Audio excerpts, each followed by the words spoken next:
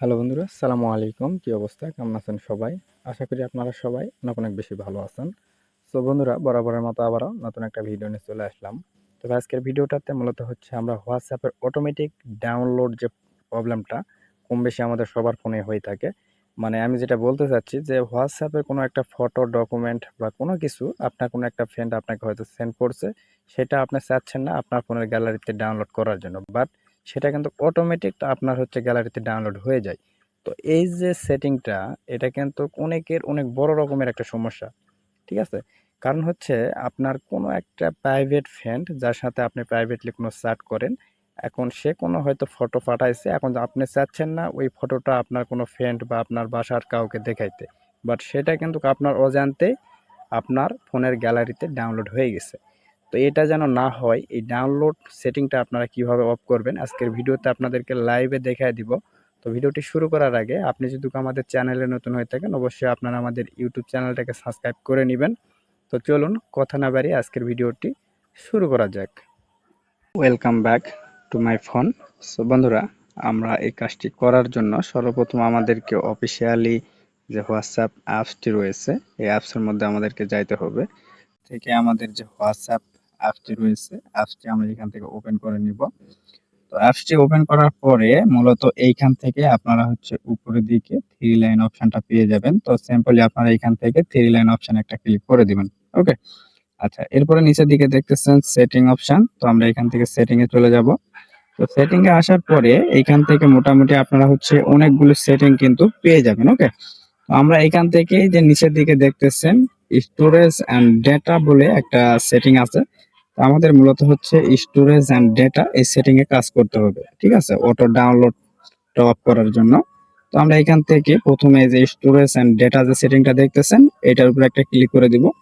দেওয়ার পরে এইখান থেকে দেখতেছেন use loss data for call. তো এটা এরকমই থাকবে। তো আমরা একটু নিচের দিকে যাব। ঠিক আছে, নিচের দিকে গেলে এইখানে আপনারা হচ্ছে মূলত তিনটা সেটিং পাবেন। ওকে, তো একটা হচ্ছে দেখেন প্রথম যে সেটিংটা, এটা হচ্ছে শুধুমাত্র মোবাইল ডেটা ব্যবহারকারী ইউজারদের জন্য, যারা মোবাইল ফোনে ডেটা ব্যবহার করেন তাদের জন্য। তো আপনারা খেয়াল করে দেখবেন আপনাদের ফোনের যখন নেট কানেকশনটা থাকবে, তখন কিন্তু কোনো ফ্রেন্ড বা কোনো আপনার বন্ধু বান্ধব যদি আপনাকে কোনো একটা ডকুমেন্ট বা ফটো বা যে কোনো কিছু বা এনিথিং কল রেকর্ড বা যে কোনো কিছু যদি আপনার হোয়াটসঅ্যাপে সেন্ড করে, অনেক সময় দেখবেন সেটা কিন্তু অটোমেটিক আপনার ফোনের গ্যালারিতে সেভ হয়ে যায়। ওকে, আপনার যদি এটা ফোনের ডেটা চালু থাকে সেক্ষেত্রে, যারা ফোনের ডেটা ইউজ করেন, তো এটা অফ করার জন্য আপনাদের যে কাজটা করতে হবে, এই যে এখানে দেখতেছেন উপরের দিকে ইউজ মোবাইল ডেটা, জাস্ট এটার উপরে একটা ক্লিক করবেন। তো এখানে ক্লিক করার পরে মূলত আমার হচ্ছে অটোমেটিক ডাউনলোড সিস্টেমটা কিন্তু এখান থেকে এই যে ফটো এটা করা আছে। ঠিক আছে, আমার হোয়াটসঅ্যাপ অ্যাকাউন্টে যদি কেউ কোনো ফটো সেন্ড করে, তাহলে সেই ফটোটা কিন্তু সাথে সাথে আমার গ্যালারিতে সেভ হয়ে যাবে। ওকে, তো আমি চাইলে এটা এখান থেকে জাস্ট চিহ্নটা উঠায় নেওয়ার পরে এখান থেকে ওকের মধ্যে ক্লিক করলে কিন্তু আমাদের এটা অফ হয়ে যাবে, আর অটো ডাউনলোড আমাদের গ্যালারিতে হবে না। তো আপনাদের যাদের এইখানে সবগুলো টিকস এন অপশন দেওয়া আছে, আপনারা চাইলে এখান থেকে টিকস এন অপশন গুলো উঠায় নেবেন, নেওয়ার পরে এখান থেকে জাস্ট ওকে বাটনে একটা ক্লিক করে দিবেন। তো এখানে ক্লিক করে দিলে আপনাদের যারা মোবাইল ফোন ইউজার আছেন, আপনাদের কিন্তু অটো ডাউনলোডটা বন্ধ হয়ে যাবে।